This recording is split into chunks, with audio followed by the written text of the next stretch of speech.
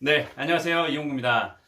최근에 구독자 수가, 나름대로는 조금 이제 늘어나면서, 10,000명이 좀 넘어가면서, 또 10만 명 뭐 이렇게 되시는 분들한테는 뭐, 제가 뭐 이렇게 볼품이 없어 보이지만, 아무튼, 최근에 구독자 수가 10,000명이 넘어가면서, 질문의 수가 좀 많아졌어요. 질문의 강도도 좀 세지기도 했고, 그래서 저에게 이제 질문을 많이 하시는 분들이 처음 창업하시는 분, 그러니까 지금 이제 막 시도하시는 분, 혹은 처음 장사를 했는데 뭐 법적인 부분에 부딪히거나, 물론 제가 변호사는 아닙니다만 제가 20여 년 컨설팅 하면서 다 분쟁은 거기서 거기거든요. 그러나 처음 장사하시는 분들은 아주 작은 부분도 어떻게 누구에게 물어봐도 속 시원히 얘기해 줄 분들도 사실 주변에는 많지는 않잖아요. 그리고 변호사분들을 찾아간다는 것도 굉장히 또 어려운 일이라고 생각을 합니다. 그래서 유튜브를 보시면서 가볍게 이제 돈이 안 되니까 저에게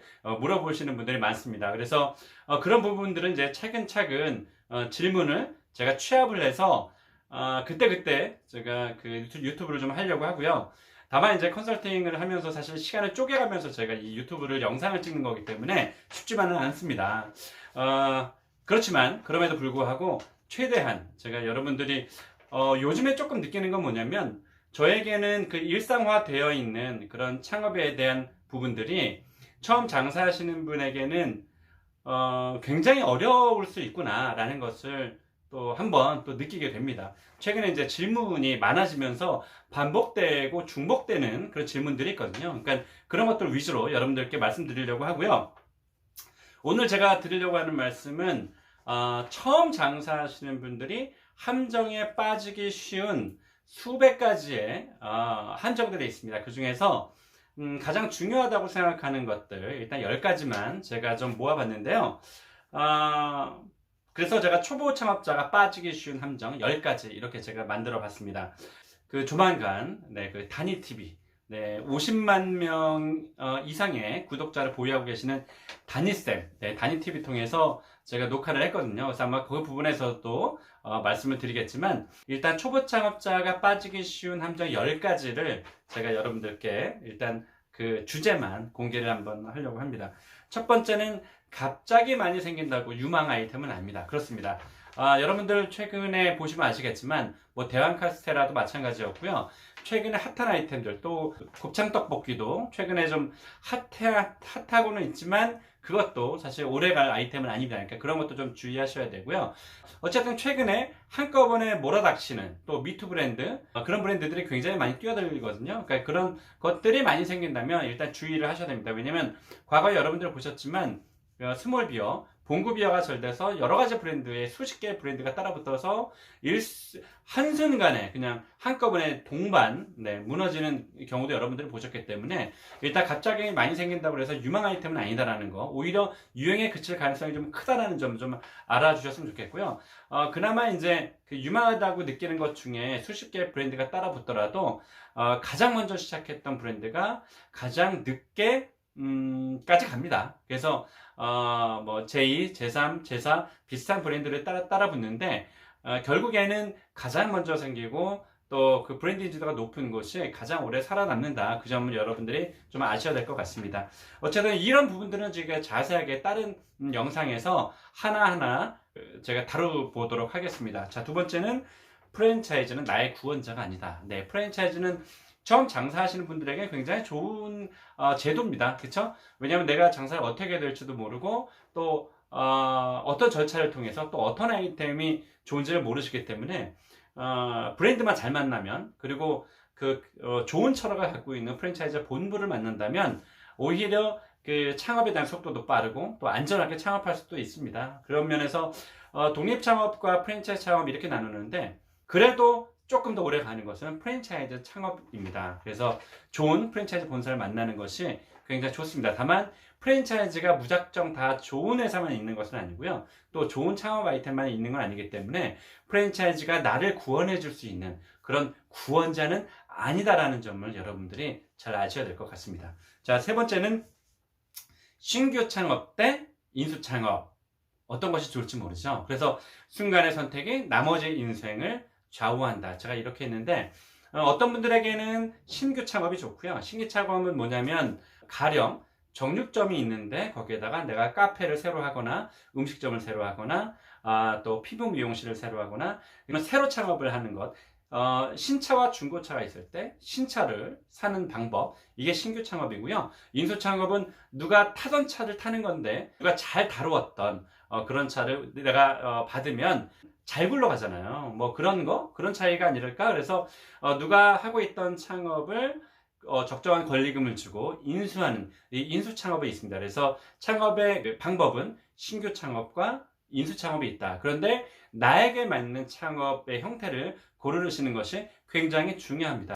장사에 대한 어떤 노하우가 있으신 분이나 경험이 많으시는 분들은 신규 창업하는 것도 해볼 만하고요. 그러나 이제 처음 장사하시는 분들은 남이 해왔던 것들, 매출의 데이터나 순수익의 데이터라든지 이런 안정되어 있는 그런 창업을 인수해서 하는 인수 창업이 어찌 보면 또 안전하다는 차원에서는 또 좋을 수 있을 것 같습니다. 자, 그리고 네 번째, 건물주는 절대 내 편이 아니다. 네, 내 편이 아니죠.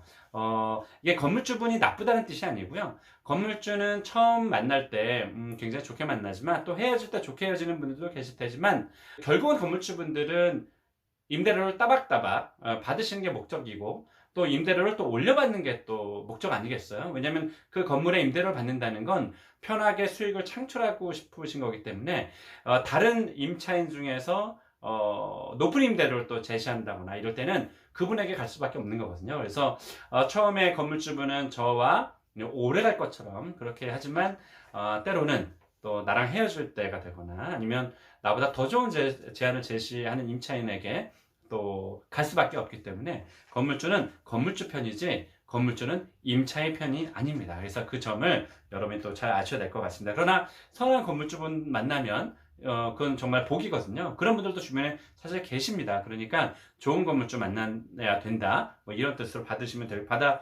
될 것 같습니다. 자, 그리고 다섯 번째, 컨설턴트 잘못 만나면 망한다. 네, 그렇죠. 좋은 컨설턴트 만나면 흥할 수 있겠지만 때로는 우리가 정말 또 뭐 그게 그 컨설팅 분야뿐만 아니잖아요. 어떤 분야에서든 좋은 분을 만나면 흥하지만 나쁜 분을 만나면 창업은 수천만 원에서 수억 원까지 투입이 되는 분야이기 때문에 한순간에 수억을 날리는 분들도 많이 봤습니다. 그러니까 이런 부분도 좋은 컨설턴트를 만나는 것이 굉장히 복이다. 이렇게 생각하시면 될 것 같아요. 그래서 좋은 컨설턴트를 만나는 방법은 이것도 제가 이 한 꼭지 한 꼭지 이거는 제가 나중에 하나씩 다루도록 할 겁니다. 자, 그리고 여섯 번째, 인터넷 창업 정보 믿지 말자. 정확한 창업 정보를 골라내야 된다. 뭐 이런 뜻인데요. 인터넷 창업 정보가 홍보성의 그 내용이 굉장히 많습니다. 거의 90% 이상이라고 과언이 아니에요. 왜냐하면 정말로 기자분들이 정말 창업자를 위해서 몇 시간씩 시간을 내면서 정말 창업자의 성공 창업을 위해서 쓰는 분들은 사실 그렇게 많지 않아요. 프랜차이즈 본부에서 아니면 또 어떤 그 홍보에 대한 목적으로 글을 쓰시는 분들도 있기 때문에 이건 비단 잘못됐다라고 하기보다 언론사에서도 수익이 창출이 되어야 되니까 신문사도 마찬가지고 방송사도 광고를 통해서 수익을 창출하듯이 프랜차이즈 기사도 돈을 받고 해주는 경우가 많습니다. 그래서 그 프랜차이즈에 대한 인터넷 정보를 창업에 대한 정보를 100% 사실이다라고 믿으면 큰 오산이다. 그래서 그런 것도 좀 주의하셔야 되고요. 대부분 뭐 지식인이라든지 아니면 카페, 블로그, 또 기사들도 홍보성의 그 내용들이 굉장히 많기 때문에 100%다 믿으면 안 된다라는 거 반드시 제가 말씀드립니다. 그리고 일곱 번째, 권리금 없는 점포를 좋아하지 말자. 네, 권리금이 없으면 좋겠지만 권리금이 없는 이유는 반드시 단점이 있습니다. 정말로 좋은데 권리금이 없지는 않거든요. 그러니까는 그게 뭐 임대료가 높다든가 아니면 건물주분이 나쁘다든가 자리가 안 좋다든가 아니면 계속 그 자리에서 망한 점포들 계속 망해 나가는 경우도 있기 때문에 무조건 권리금이 없다 그래서 좋은 건 아니고요. 권리금이 좀 있더라도 월세가 낮거나 자리가 좋고 건물주분 좋은 분들 그런 건물 만나는 것이 훨씬 유리합니다. 그래서 제가 상담을 하다 보면 제가 20년 넘게 컨설팅을 했다고 했잖아요. 무조건 권리금이 없는 걸 찾는 분들이 계시는데 그분들 거의 다 망합니다. 그러니까는 권리금이 없는 것에 초점을 맞추는 것이 아니고 상대적으로 비슷한 위치나 비슷한 조건에서 권리금이 적은 곳을 잘 발굴해내는 것이 그게 되게 중요한 것이라고 할 수 있겠죠. 자, 그리고 여덟 번째, 수익률이 30%, 업종별 수익률의 진실. 네, 이것도 여러분들이 아셔야 됩니다. 그래서 수익률이 무조건 30%가 나오는 업종은 없는 거예요. 그러니까 과거에는 음식점은 30%까지 나왔지만 지금은 뭐 20%를 넘어가기가 굉장히 어렵습니다. 특히나 최근에 이제 그 코로나19 때문에 배달하는 그런 업체들이 굉장히 많은데, 배달업은 매출 대비해서 약 10% 정도, 약 10% 내외입니다. 이렇게 수익이 발생이 되기 때문에 실제로는 수익의 30%가 남지 않아요. 그래서 여러분들이 프랜차이즈 박람회를 가거나 이럴 때, 또 프랜차이즈 본부 가서 상담을 받으실 때 수익률이 30%다 이런 것은 그냥 일단은 참고로만 들으시고요. 이걸 조금 세세하게 살피다 보면 30%가 안 나올 수 있어요. 그리고 뭐 음식점, 또 카페, 또 당구장, PC방, 모든 업종의 수익률, 일반적인 수익률 자체가 룰이 좀 다르기 때문에 이러한 수익률을 꼼꼼히 좀 따져서 여러분들이 나중에 실망하지 않으셔야 되니까 그 수익률을 미리 좀 룰을 좀 아실 필요가 있습니다.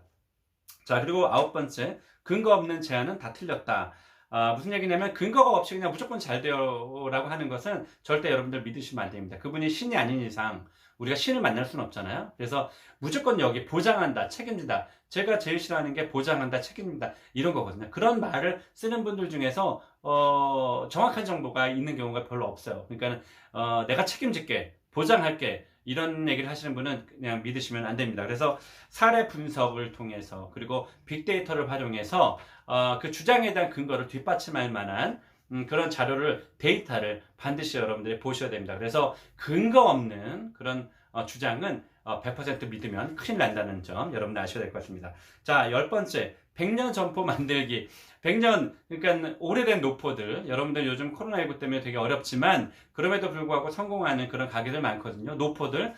이런 노포들은 어떻게 100년을 이어갈 수 있을까? 또 앞으로도 100년을 이어갈 수 있을지, 그런 DNA가 반드시 있습니다. 제가 옛날에 아시는 분들은 아시겠지만 한 7, 8년 전에 SBS 해결돈이 보인다, 대박집, 쪽박집 뭐 이런 프로그램이 있었는데, 그 이용자 누님하고 강성범 씨하고 같이 이렇게 제가 그 방송을 했었는데, 거기에선 대박집 사장님과 쪽박집 사장님의 수십 분을 제가 만났는데 이분들의 생각과 철학이 굉장히 많이 달랐어요. 그래서 여러분들이 100년 점포를 만들기 위해서 대박집과 쪽박집의 차이점을 반드시 아는 것이 굉장히 중요합니다. 그래서 이 초보 창업자가 빠지기 쉬운 함정 10가지를 여러분들께 간략하게만 소개를 해드렸는데요.